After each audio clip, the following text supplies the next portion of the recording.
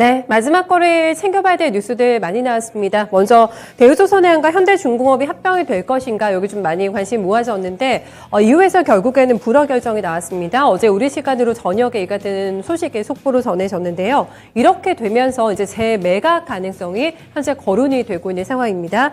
벌써 포스코나 한화, 효성 이런 그룹들이 내 후보 물망에 올랐다라는 분석인데요. 대우조선해양 자체가 워낙에 덩치가 큰 기업이기 때문에 이를 감당하려면 사업 연계가 가능한 대기업이어야지만 가능할 것이라는 판단에서인데요.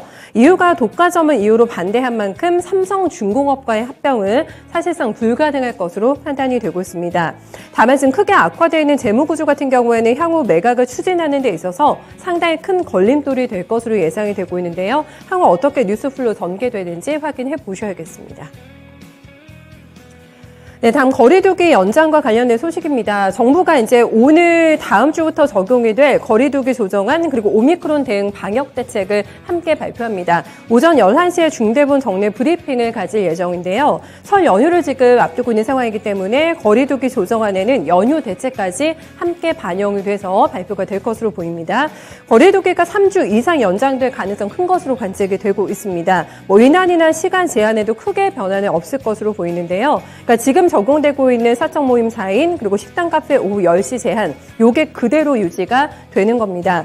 다만 민주당에서는 마스크를 쓴 채 영업할 수 있는 업종에 대해서는 방역 수칙을 완화해 줄 필요성이 있다면서 미세 조정을 정부에 건의한 상태이기 때문에 이 부분이 어떻게 반영됐을지는 확인해 보셔야겠습니다.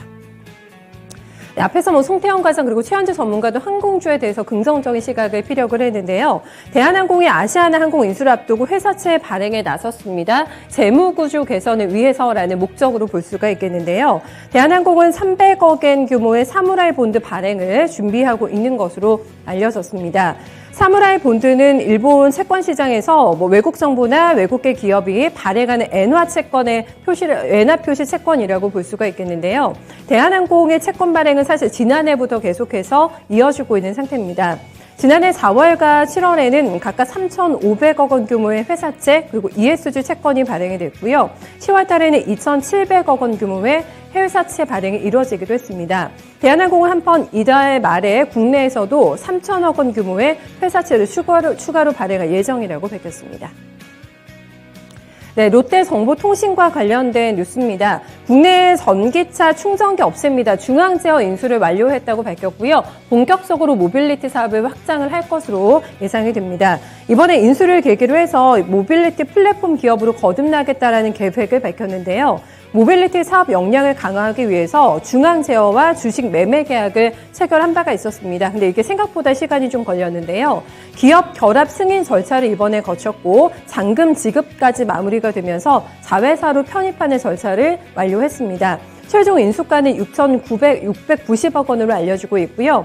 인수 이후에 교통 인프라에서 자율주행까지 이 모빌리티 서비스 간의 가치 사슬을 이번에 구축하고요. 사업을 크게 확장한다는 보상입니다.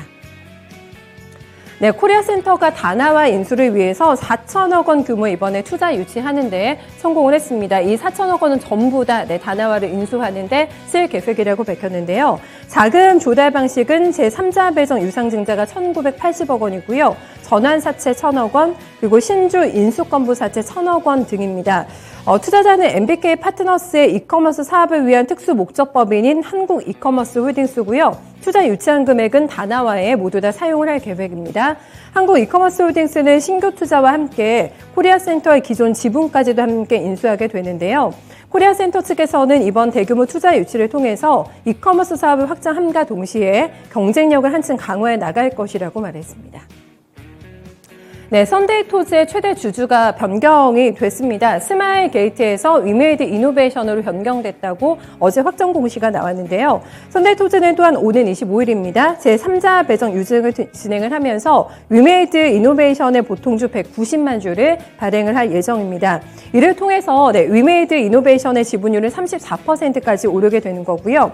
아울러 신주 인수권부사채 300억 원도 위메이드 이노베이션을 대상으로 발행할 예정이라고 함께 공시했습니다. 위메이드 이노베이션은 위메이드의 손자 회사로 보실 수가 있겠고요. 썬데이토즈 측에서는 2월 10일 인수소총을 통해서 신규 임원을 선임할 예정이라고 함께 공시했습니다. 네, 이렇게 해서 오늘 장에 챙겨봐야 될 뉴스들 정리해드렸습니다.